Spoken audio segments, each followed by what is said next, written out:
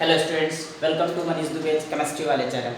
ठीक है, तो आज के मैं इस अपने नए वीडियो में आपको सिखाऊंगा IPSC naming of complex compound, जो 12th का एक बहुत ही अच्छा टॉपिक है और आजकल इससे हमारे 12th एग्जाम में हर साल 2 नंबर के क्वेश्चन आईपीएससी के लिए जरूर पूछे जाते हैं।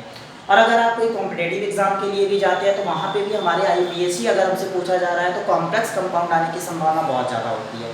तो ये कॉम्प्लेक्स कंपाउंड नाम से ही आपको क्लियर है कि कॉम्प्लेक्स है कंपाउंड, तो इसका आईपीएससी भी क्या होगा, कॉम्प्लेक्स ही होगा।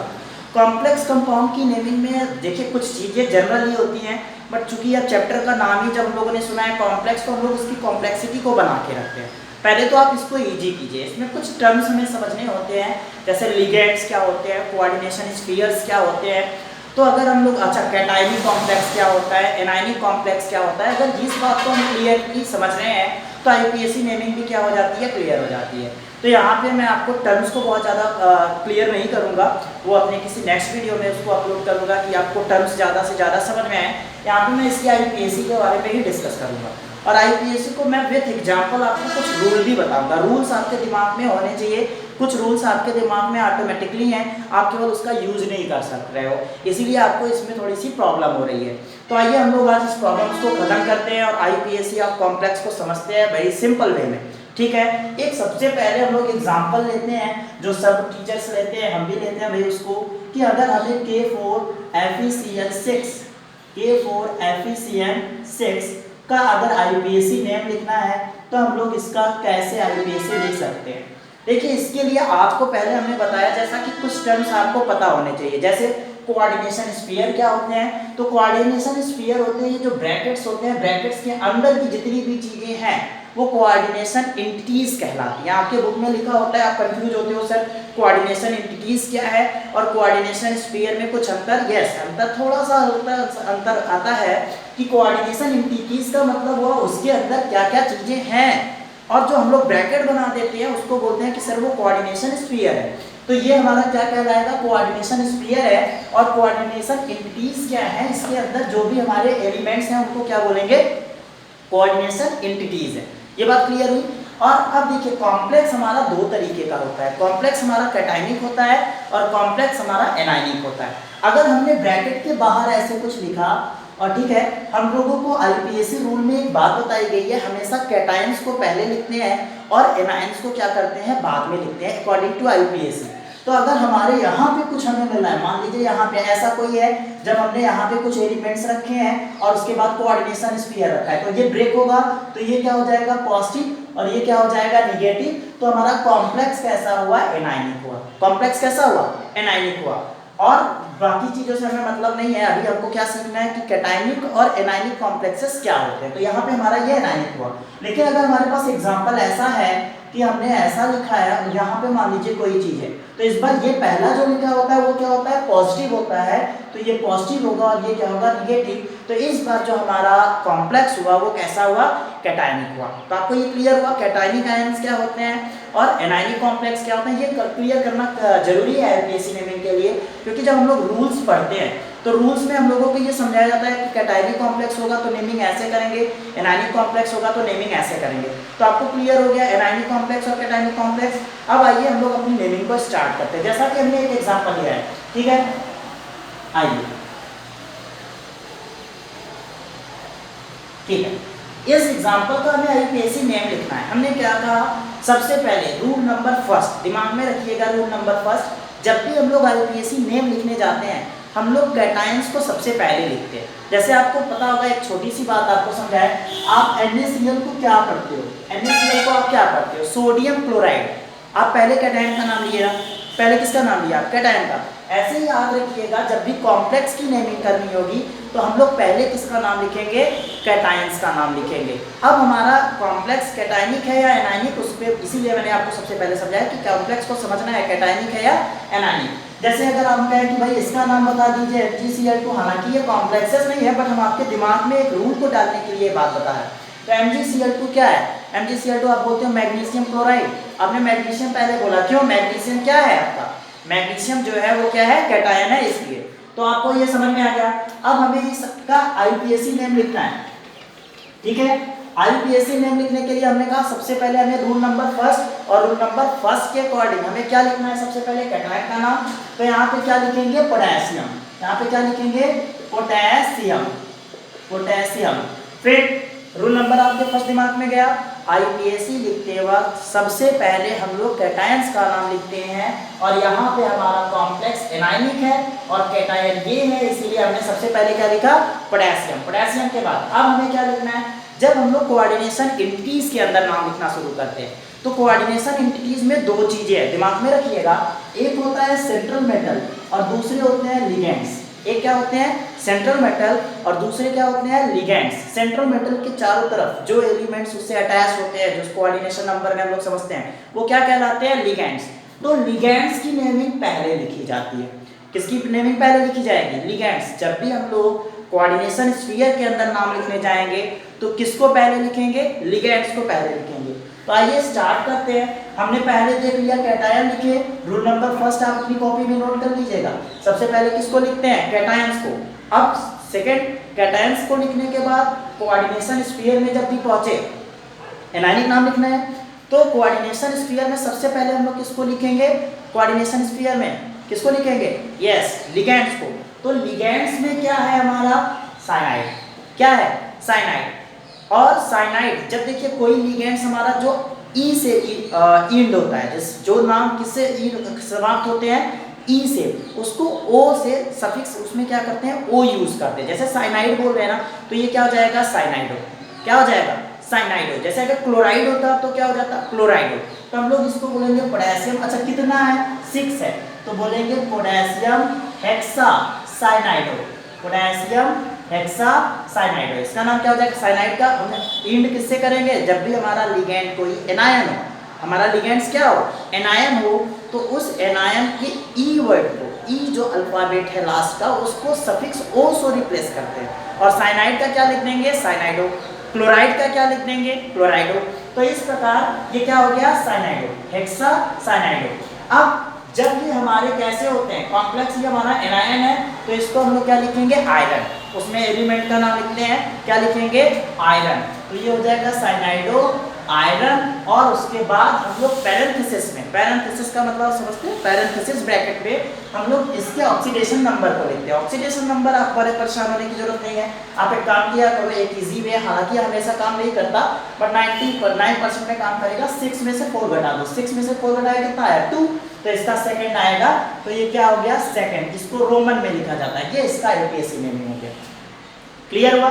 तो आईयूपीएसी नेमिंग में आपको रूल नंबर फर्स्ट क्या था, रूल नंबर फर्स्ट क्या था, सबसे पहले किसका नाम लिखते हैं, कैटायन का, वेरी गुड। दूसरा लिगेंड्स का, लिगेंड्स के बाद तब हम लोग सेंट्रल मेटल का नाम लिखते हैं। ये तो दिमाग में आता लो। अब ये हमारा पहला एग्जांपल है जिसमें हमने सबसे पहले नेमिंग किसका किया, कैटायन का। फिर हमने नेमिंग किसका किया, लिगेंड्स का। जितने लिगेंड है उनको टेट्रा ड्राई ऐसा करके यूज करते हैं।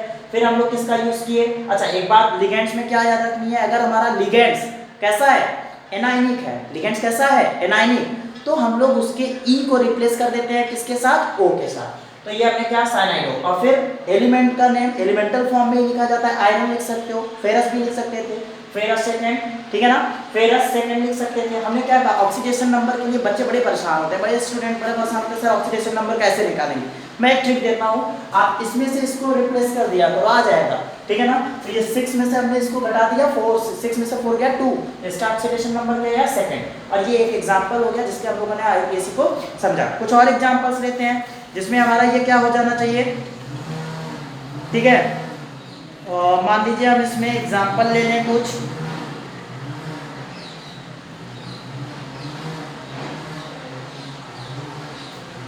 अच्छा एक गड़बड़ है,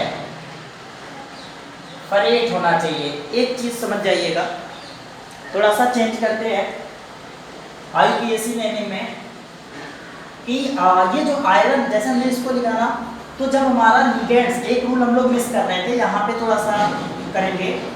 तो जब हम लोग इसको साइनाइडो लिख दिए, जब हमारा एनायन, इस रूल को मिस कर रहे थे, सॉरी। अगर हम लोगों का एनायन कैसा है, एनायन हम लोगों का अगर एनायनिक है, तो जब हम लोग इस सेंट्रल एटम का नाम लिखते हैं तो इसका वर्ड यूज अंत करते हैं 8 से, किससे इंड करेंगे, 8 से। जैसे अब ये था फेरस, तो इसको क्या लिखेंगे, फरेट, क्या लिख देंगे, फरेट, और फरेट के बाद तब इसका ऑक्सीडेशन नंबर लिखेंगे और क्या हो जाएगा सेकंड। ठीक है, एक बार फिर से रूल को समझिए, थोड़ा सा चेंज है। जो हमारे कॉम्प्लेक्सेस होते हैं वो दो तरीके के होते हैं, कैटायनिक और एनायनिक।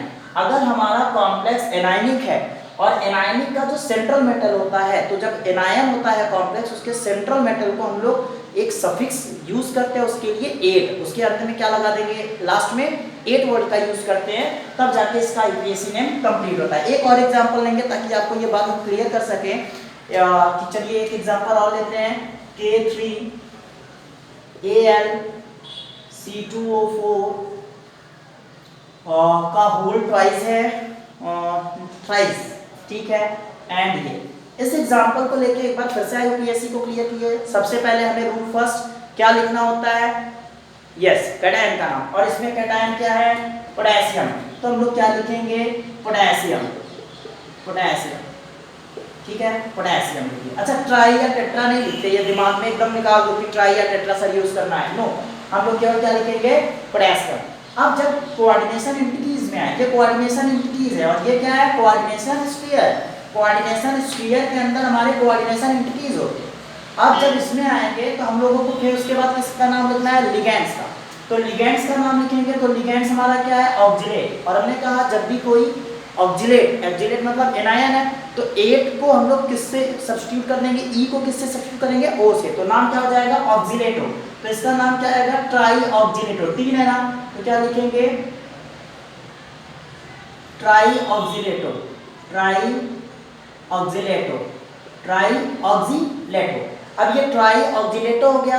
अब लास्ट में हम लोग किसका नाम लिखते हैं, सेंट्रल मेटल का, किसका नाम लिखेंगे, सेंट्रल मेटल का, तब एल्यूमिनियम, सेंट्रल मेटल हमारा क्या है, एल्यूमिनियम, लेकिन ये जो हमारा कोऑर्डिनेशन स्फीयर है ये कैसा है, एनायनिक, कैसा है, एनायनिक, देखिए ये पॉजिटिव है प्लस, और ये कैसा होगा, निगेटिव माइनस, तो एनायनिक है इसलिए एल्यूमिनियम को एल्यूमिनियम ना लिख के क्या लिखेंगे, एल्यूमिनेट, क्या लिखेंगे, एल्यूमिनेट, 8 वर्ड से इसको इंड करेंगे, ये देखिए हमने अंडरलाइन भी कर दिया 8 वर्ड से। अब इसका कॉम्प्लेक्स नेमिंग, ये देखिए डाइडेंटेट, हमने कहा कि यदि कोऑर्डिनेशन में बहुत सी चीजें समझनी है, ये डाइडेंटेट है तो इसका 3 दूनी 6 और 6 में से 3 गया तो कितना आएगा, 3, तो इसका coordination number, sorry oxidation number आ गया 3rd, तो ये इसका यूपीएससी नेमिंग हो गया। समझ में आया आपको? तो 3 रूल हमें समझे, पहला कैटायन का नेम फर्स्ट लिखेंगे, कैटायन नेम के बाद हम लोग क्या लिखते हैं, लिगेंड्स के नाम को लिखते हैं। अगर हमारा कोऑर्डिनेशन स्फीयर कैसा है, निगेटिव है, निगेटिव मतलब एनायनिक है, तो सेंट्रल मेटल जो होता है उसके लास्ट में हम लोग क्या करते हैं, 8 सफिक्स का यूज करते हैं। एक और एग्जांपल लेते हैं जो आपको पसंद आएगा, ठीक है ना, यहां पे रिप्लेस करते हैं इसको। चलिए एक एग्जांपल हम लोग और लेते हैं, ये देखिए Cr क्रोमियम NH3 का होल 3 H2O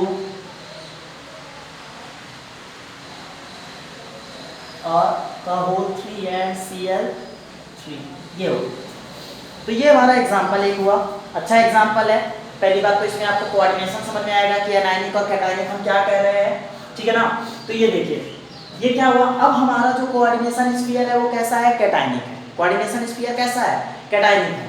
तो सबसे पहले हम लोग नाम भी किसका लिखते थे, कैटायंस का, इसका मतलब इस बार हमें पहले कोऑर्डिनेशन स्फीयर के अंदर वाले चीजों का नाम लिखना होगा, उसके बाद हम लोग किसका नाम लिखेंगे, अब कोऑर्डिनेशन फिर एनायंस का नाम लिखेंगे बाहर।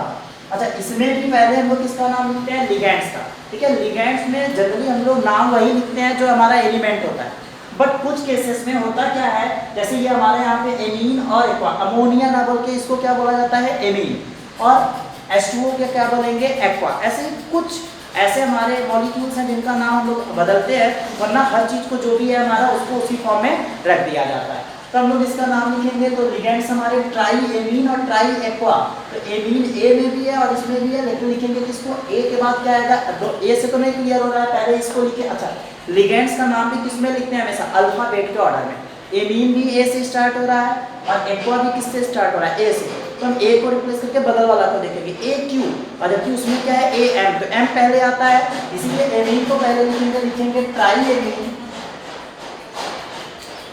क्या लिखेंगे, ट्राई एमीन, फिर ट्राईएमीन और ट्राई एक्वा भी है, तो ट्राई एक्वा लिगेंड्स का नाम लिख दिए। अब किसका नाम लिखेंगे? Central metal. और सेंट्रल मेटल में इस बार 8 नहीं यूज करेंगे, क्यों? क्योंकि हमारा जो कोऑर्डिनेशन स्फीयर है वो कैसा है? कैटायनिक। तो कैटायन और न्यूट्रल के केस में हम लोग 8 को यूज नहीं करते।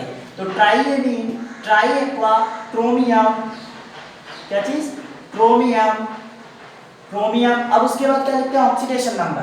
ये न्यूट्रल, बाहर बचा कौन? 3, तो इसका आ जाएगा एक्वा, क्रोमियम थर्ड, और थर्ड के बाद क्लोराइड, इसको क्या लिख देंगे? क्लोराइड। ये इसका यूपीएससी नेम हुआ। अब एक बार फिर से रूल को समझिए।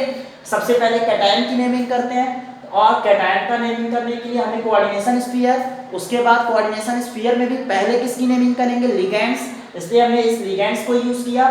पहले हमने एमीन को लिखा और एक्वा को नहीं लिखा, कि दोनों जबकि ए से स्टार्ट है, क्योंकि इसमें एम आ रहा है उसके ए के बाद और इसमें क्यू आ रहा है। तो एमीन, ट्राई एमीन, फिर ट्राई एक्वा, फिर क्रोमियम। इस बार हमने क्रोमेट नहीं लिखा। क्रोमेट क्यों नहीं लिखा? क्योंकि इसलिए नहीं लिखे क्योंकि हमारा ये कैसा है? कैटायनिक और न्यूट्रल कॉम्प्लेक्सेस में हम लोग 8 का यूज नहीं करते। तो क्रोमियम थर्ड एंड क्लोराइड। आपको समझ में आया? एक और एग्जांपल लेते हैं, बड़ा अच्छा सा एग्जांपल जो आपको शायद परेशान कर सकता है एग्जाम में। ठीक है, Ag NH3 का ट्वाइस और Ag Cn का ट्वाइस।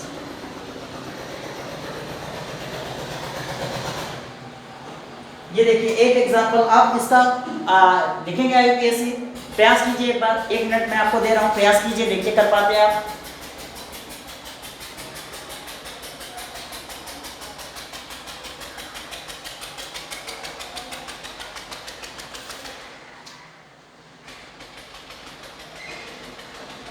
ठीक है, आइए देखते हैं।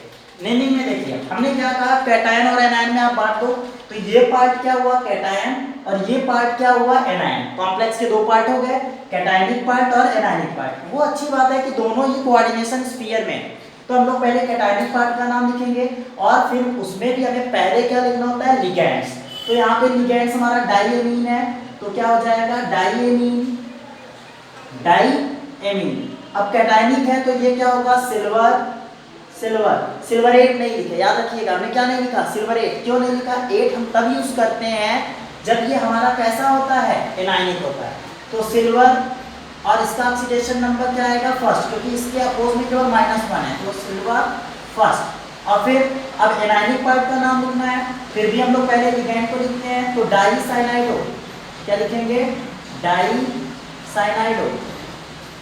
अब देखिए ये साइनाइड था, साइनाइड में हमने क्या कर दिया? रिप्लेस ओ को कर दिया, तो डाईसाइनाइडो। अब ये सिल्वर है तो सिल्वरेट, क्या लिख सकते हैं? सिल्वरेट। या फिर अर्जेंटीना है, अर्जेंटेट, क्या लिख सकते हैं? अर्जेंटेट। अब देखिए 8 को हमने यूज किया, क्यों? क्योंकि अब ये एनायन हो गया। कैसा हो गया? एनायन, इसलिए अर्जेंटेट। और है कितना ऑक्सीडेशन नंबर? 2 ये आया और 2 में से 1 गया, 1। इसका भी फर्स्ट। ये इसका यूपीएससी ने नेम होगा। तो उम्मीद है एक बार देख लीजिए फिर से। यहाँ पे 2 हैं, हम इसको मान लेंगे कि ये कैटायनिक पार्ट है, और इधर वाले को क्या मान लेंगे? एनायनिक पार्ट है। कैटायन को नेम फर्स्ट, एनायन को नेम फर्स्ट लास्ट में। एनायंस में हम लोग 8 को यूज करते हैं, कैटायंस और न्यूट्रल में हम लोग इसको यूज नहीं करते हैं। ठीक है ना? Roman word. तो आपको यूपीएससी जरूर समझ में आया होगा। एक बार फिर से सारे रूल को समझिए। सबसे पहले कैटायन लिखेंगे, फिर लिगेंड्स को लिखेंगे, फिर हम लोग सेंट्रल मेटल को लिखते हैं। सेंट्रल मेटल में और लिगेंड्स में लिखते वक्त हमें ध्यान देना होता है, अगर हमारा जो लिगेंड्स है वो कोई एनायन है और इंड हो रहा है ई से, तो उसको रिप्लेस ओ से करते हैं। और अगर हमारा जो कॉम्प्लेक्स है वो कैसा है? अगर हमारा एनायनिक है तो उसके सेंट्रल मेटल को लिखते वक्त हम लोग किस सफिक्स का यूज करते हैं? ए। तो इस प्रकार से ये कॉम्प्लेक्स का यूपीएससी नेमिंग हुआ। अगर कहीं आपको कुछ प्रॉब्लम है तो वो कमेंट बॉक्स में डालिए, और वीडियो को शेयर कीजिए और लाइक कीजिए, और हाँ सब्सक्राइब करना ना भूलिए अगर आप चैनल पे नए हो तो। और थैंक यू, फिर मिलते हैं। और अगर कोई प्रॉब्लम है तो कमेंट बॉक्स में करना नहीं भूलिएगा। फिर आपकी जो भी आपको लगता है कि मुझे इस टॉपिक में सर आप वीडियो बना के दीजिए, मैं तैयार हूँ। आप मुझे टॉपिक बताइए, मैं वीडियो ज़्यादा से जल्दी प्रयास करूँगा कि आपको तक पहुँचा सकूँ। चलिए फिर मिलते हैं नेक्स्ट वीडियो के साथ। Okay bye.